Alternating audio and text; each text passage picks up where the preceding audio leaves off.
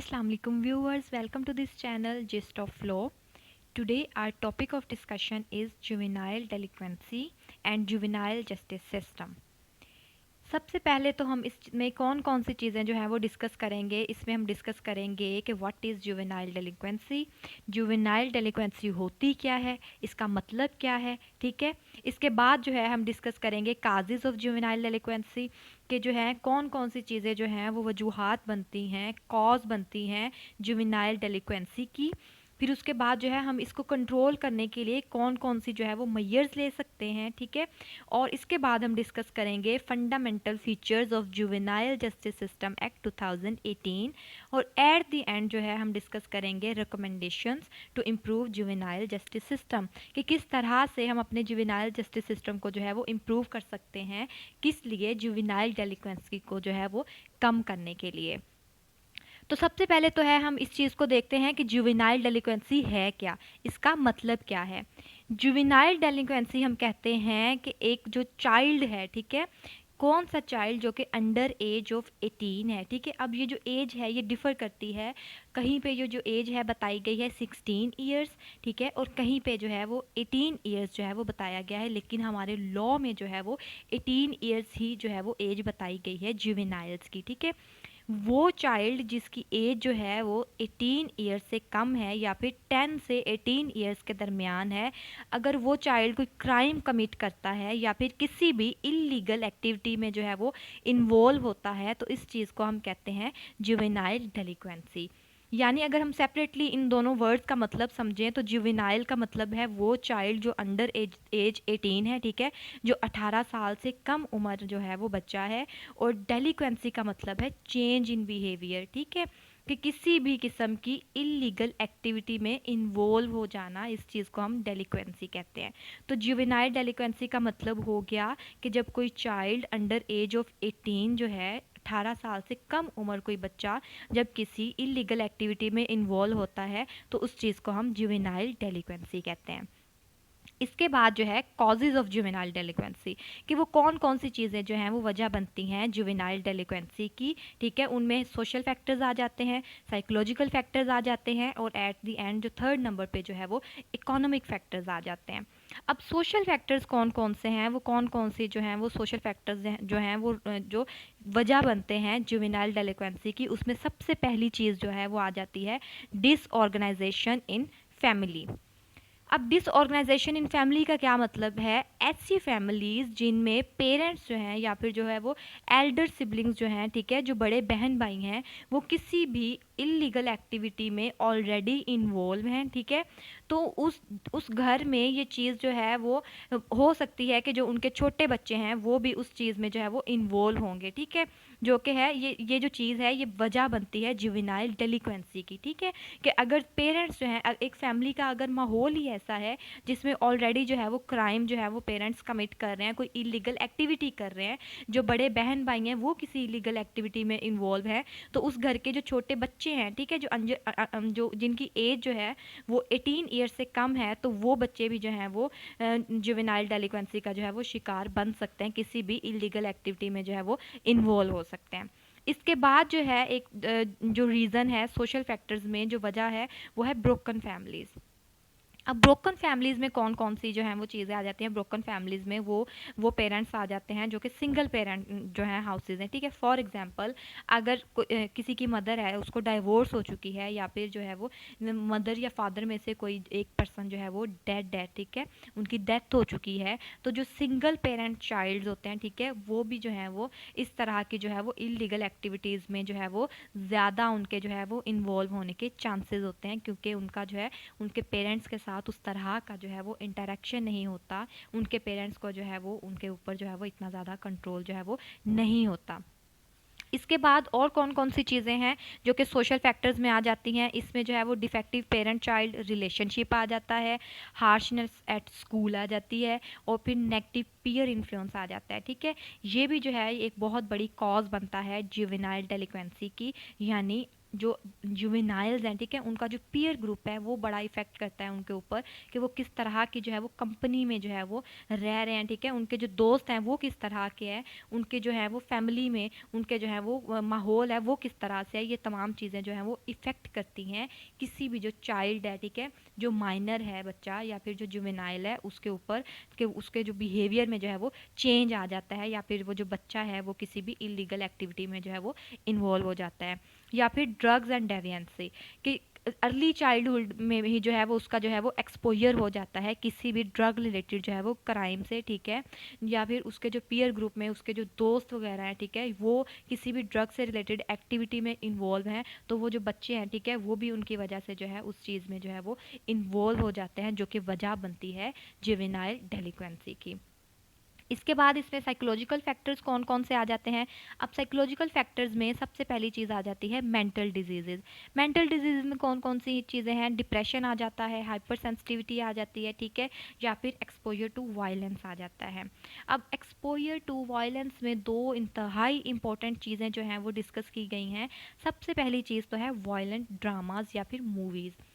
बच्चे जो हैं आजकल, जो हमारा जो है वो फैमिली सिस्टम जो है वो किस तरह से जो है वो बच्चों की लाइफ को या उनके जो है वो माइंडसेट को जो है वो इन्फ्लुएंस करता है, किस तरह के जो है वो ड्रामास जो हैं आजकल जो है वो बच्चे जो हैं वो देख रहे हैं, या फिर किस तरह की मूवीज़ जो हैं वो देख रहे हैं, ये तमाम की तमाम चीज़ें जो हैं उनके जो है वो माइंड के ऊपर जो है वो इफ़ेक्ट करती हैं, इन्फ्लुएंस करती हैं, ठीक है, ये किस तरह के जो है वो गेम्स प्ले कर रहे हैं, ये तमाम की तमाम चीज़ें जो हैं उनको इन्फ्लुएंस करती हैं, जिस वजह से जो है वो जुवेनाइल डेलिक्वेंसी की तरफ जो है वो इन्वॉल्व हो जाते हैं, यानी वो किसी भी जो है वो इलीगल एक्टिविटी की तरफ जो है वो चले जाते हैं, उनका जो है वो बिहेवियर इलीगल एक्टिविटी की तरफ जो है वो इन्वॉल्व हो जाता है। अब इसके बाद जो है इकोनॉमिक फैक्टर्स इसमें कौन कौन से आ जाते हैं। इकोनॉमिक फैक्टर्स में सबसे बड़ी जो रीज़न बनती है, कॉज बनती है जुवेनाइल डेलिक्वेंसी की, वो है पॉवर्टी, यानी need leads to crime when the neighbourhood is charming. ठीक है, कि अगर कोई बच्चे जो है जुवेनाइल जो है माइनर्स जो हैं, अगर उनका जो फैमिली बैकग्राउंड है वो पुअर है, ठीक है, वो किसी पुअर फैमिली बैकग्राउंड से हैं, तो वो क्या करते हैं, उनके लिए इस चीज़ के ज़्यादा चांसेस होते हैं कि वो अपनी नीड्स को पूरा करने के लिए जो है वो किसी भी किस्म के जो है वो क्राइम में इन्वॉल्व हो जाते हैं, या फिर किसी भी जो है वो इलीगल एक्टिविटी में जो है वो इन्वॉल्व हो जाते हैं अंडर द एज ऑफ 18। उनकी जो उम्र होती है वो 18 साल से कम होती है, लेकिन पुअर्टी की वजह से वो क्या करते हैं, क्राइम्स की तरफ जो है वो इन्वॉल्व हो जाते हैं। अब इसके बाद जो है मेयर्स कौन कौन सी ली जाती हैं टू कंट्रोल जुवेनाइल डेलिक्वेंसी। उन मेयर्स में सबसे पहली चीज़ तो आ जाती है प्रोफेशनल स्किल्स एंड ट्रेनिंग। ठीक है, कि जो बच्चे हैं, जो जुवेनाइल्स हैं, जो अंडर एज ऑफ 18 ईयर्स हैं, ठीक है, या फिर 16 ईयर्स हैं, उन बच्चों की क्या की जाए, उनकी जो है वो ट्रेनिंग की जाए, उनको जो है वो किसी तरह का जो है वो कोई स्किल्स सिखाए जाए, ठीक है, बजाय इसके वो क्योंकि किसी इलीगल एक्टिविटी में इन्वॉल्व हों, वो जो है उनको स्किल्स सिखाए जाएँ। ठीक है, इसके बाद जो पेरेंट्स को चाहिए कि वो घर में अपने बच्चों की जो है, ठीक है, उनकी जो है अच्छे तरीके से उनकी देखभाल करें, उनकी एक्टिविटीज़ को जो है वो देखें कि वो किस तरह की एक्टिविटीज़ में इन्वॉल्व हैं, वो किस तरह की मूवीज़ देख रहे हैं, या फिर वो जो है वो किस तरह की गेम्स देख रहे हैं, ठीक है, जो कि उनके ऊपर, उनके जो माइंड सेट के ऊपर जो है वो इन्फ्लुएंस करती हैं। इसके बाद पेरेंट्स को चाहिए, उनके टीचर्स को चाहिए, स्कूल लेवल पे जो घर में है, ठीक है, वहाँ पे उनको जो है उनकी कंपनी को नोट किया जाए कि वो किस तरह की कंपनी में जो है वो रहते हैं, वो बच्चे जो कि 18 साल से कम हैं, ठीक है, ताकि उनको किसी भी इलीगल एक्टिविटी से जो है वो रोका जा सके। इसके बाद fundamental features of juvenile justice system act 2018 आगे, ठीक है, जो हमारा जुवेनाइल जस्टिस सिस्टम एक्ट है 2018 का, उसमें कौन कौन से जो है वो फंडामेंटल फीचर्स दिए गए हैं जुवेनाइल से रिलेटेड। सबसे पहली चीज़ उसमें बताई गई है क्लासिफिकेशन ऑफ ऑफेंसेस। ठीक है, हमारे जुवेनाइल जस्टिस सिस्टम एक्ट 2018 में क्लासिफिकेशन कर दी गई ऑफेंसेस की, कि ऑफेंसेस को जो है वो क्लासीफाई कर दिया गया तीन चीज़ों में। सबसे पहले आगे minor offences, then major offences, and सबसे एंड पे आगे हमारे हीनियस नेचर के ऑफेंसेस। अब माइनर ऑफेंसेस में हमें पता है कि कौन कौन से ऑफेंसेस होते हैं, वो ऑफेंसेस जो कि इतनी सीरियस नेचर के नहीं होते, ठीक है, जिनमें जो है वो बेल ग्रांट कर दी जाती है। मेजर ऑफेंसेस में आ जाता है वो ऑफेंसेस जिनकी सज़ा जो है, जिनमें जो है इम्प्रिजनमेंट जो है वो 3 से 7 साल तक जो है वो दी जाती है। इसके बाद हीनियस जो है क्राइम्स आ गए, ऑफेंसेस आ गए, उनमें अब हीनियस ऑफेंसेस कौन कौन से होते हैं, वो ऑफेंसेस जो कि सीरियस नेचर के होते हैं, ठीक है, या फिर जो कि अगेंस्ट द पब्लिक मोरालिटी होते हैं। अब इन ऑफेंसेस में जो पनिशमेंट होती है उसमें जो है वो डेथ भी हो सकती है या फिर लाइफ इम्प्रिजनमेंट भी हो सकती है। लेकिन ये तमाम की तमाम सज़ाएं जो हैं ये हैं अडल्ट्स के लिए। जो माइनर्स होते हैं, ठीक है, जो जुवेनाइल्स हैं, जो अंडर एज ऑफ 18 है, जिनकी उम्र जो है अभी 18 साल से कम है, ठीक है, उनको जो है अडल्ट्स की तरह जो है वो ट्रीट नहीं किया जाता। उनको जो है सज़ा जो है वो इस तरह से जो है वो डेथ या फिर लाइफ इम्प्रिजनमेंट की जो है वो नहीं दी जाती। उनको क्या किया जाता है, उनको जो है वो बेल ग्रांट कर दी जाती है, चाहे जो ऑफेंसेस है वो हीनियस नेचर के ही हैं क्यों ना हो। इसके बाद आता है राइट ऑफ लीगल असिस्टेंस, कि जैसे ही पुलिस ऑफिसर जो है वो किसी भी जुवेनाइल को अपनी कस्टडी में लेते हैं तो उन्हें क्या किया जाता है, ये राइट दिया जाता है कि 24 आवर्स के अंदर अंदर उनको जो है वो बताया जाता है कि वो अपने लिए जो है वो लीगल असिस्टेंस ले सकते हैं, ठीक है, उनको इन्फॉर्म कर दिया जाता है कि वो अपने लिए लीगल असिस्टेंस ले लें, अपने लिए जो है वो कोई भी एडवोकेट जो है वो हायर कर लें, ठीक है। इसके बाद ऑब्जर्वेशन होम्स आ गए, ठीक है, कि जो जुवेनाइल्स हैं उनके लिए बजाय इसके कि उनको जो है वो अगर उनसे कोई क्राइम कमिट हो गया है, ठीक है, या फिर वो किसी इलीगल एक्टिविटी में इन्वॉल्व हो गए हैं, तो बजाय इसके कि उनको जो है वो पुलिस स्टेशन ले जाया जाए, उनके ऊपर जो है वो टॉर्चर किया जाए, उनको जो है वो ऑब्जर्वेशन होम्स में ले जाया जाए। ऑब्जर्वेशन होम्स में क्या किया जाता है, उनको जो है वो टेम्परेरी तौर पे जो है वो रखा जाता है आफ्टर एप्रीहेंशन। इसके बाद जुवेनाइल रिहेबिलिटेशन सेंटर्स आ गए। अब रिहेबिलिटेशन सेंटर्स क्या होते हैं? रिहेबिलिटेशन सेंटर्स का मतलब है specially designed prisons for convicted juveniles who are kept there till the completion of their sentence और till the age of 18। Rehabilitation centres जो होते हैं, जो जुवेनाइल रिहेबिलिटेशन सेंटर्स हैं, उनका क्या मकसद होता है? ये ख़ास किस्म की जो हैं वो प्रिजन्स होती हैं, उनको तश्कील दिया जाता है किस मकसद के लिए, कि वहाँ पे जुवेनाइल्स को रखा जाए सेपरेटली, ठीक है, वहाँ पे उनको जो है वो तब तक रखा जाए जब तक वो जो है वो एज उनकी जो है वो 18 ईयर्स नहीं हो जाती, ठीक है। इसके बाद जो है एज डिटर्मिनेशन मैकेनिज्म जो है वो बताया गया है हमारे जुवेनाइल जस्टिस सिस्टम एक्ट 2018 में। अब एज डिटर्मिनेशन किस तरह से की जाती है? जब जो इन्वेस्टिगेशन ऑफिसर है, ठीक है, जब इन्वेस्टिगेशन करता है तो उसमें जो है वो एज डिटर्मिनेशन दो चीज़ों की बेस पे की जाती है। एक तो उनके बर्थ सर्टिफिकेट के ऊपर, सेकेंडली उनके जो है वो एजुकेशनल सर्टिफिकेट्स के ऊपर। लेकिन अगर ये दोनों डॉक्यूमेंट्स जो हैं वो अवेलेबल नहीं हैं, देन क्या किया जाता है, मेडिकल एग्जामिनेशन रिपोर्ट जो है वो ग्रांट की जाती है बाय दी मेडिकल ऑफिसर, ठीक है। इस तरह से उनकी जो है वो एज डिटर्मिन की जाती है कि जो बच्चा है उसकी जो है वो एज क्या है, ठीक है।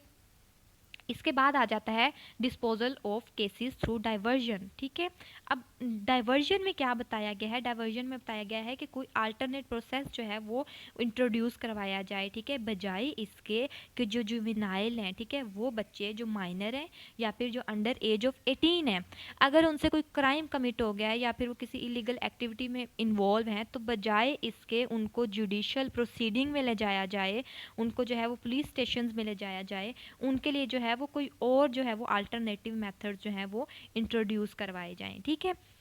अब वो अल्टरनेटिव मेथड कौन से हैं वो भी बता दिए गए हमारे जुवेनाइल जस्टिस सिस्टम एक्ट 2018 में। वो अल्टरनेटिव मेथड कौन सा है? वो है juvenile justice committee.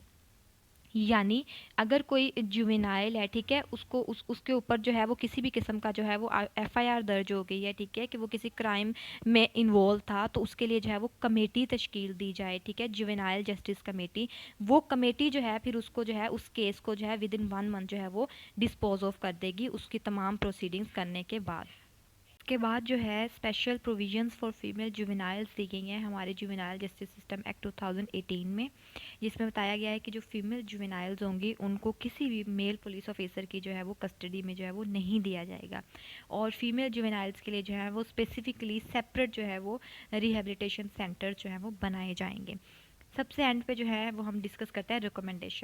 Recommendations to improve juvenile justice system, कि जो हमारा जुवेनाइल जस्टिस सिस्टम है उसको किस तरह से जो है वो इम्प्रूव किया जा सकता है। उसमें सबसे तो पहले ये बताया गया है कि इन्वेस्टिगेशन और जो चालान की सबमिशन का प्रोसेस है उसको टाइमली जो है वो परफॉर्म किया जाए, ठीक है। इसके बाद जो है टॉर्चर को जो है वो रिमूव किया जाए, कि जुवेनाइल्स के ऊपर किसी भी तरह का जो है वो टॉर्चर ना किया जाए, ना तो पुलिस स्टेशंस के अंदर, ना ही जो है वो पुलिस कस्टडी के अंदर, ठीक है, ताकि बजाय इसके कि वो जुवेनाइल डेलिक्वेंसी को छोड़ने के मज़ीद जो है वो वायलेंट हो जाएं उस टॉर्चर की वजह से, ठीक है। तो ये तो थी हमारी आज की वीडियो, फिर मिलते हैं नई वीडियो के साथ, नई लेक्चर के साथ, तब तक के लिए थैंक यू सो मच, अल्लाह हाफिज़।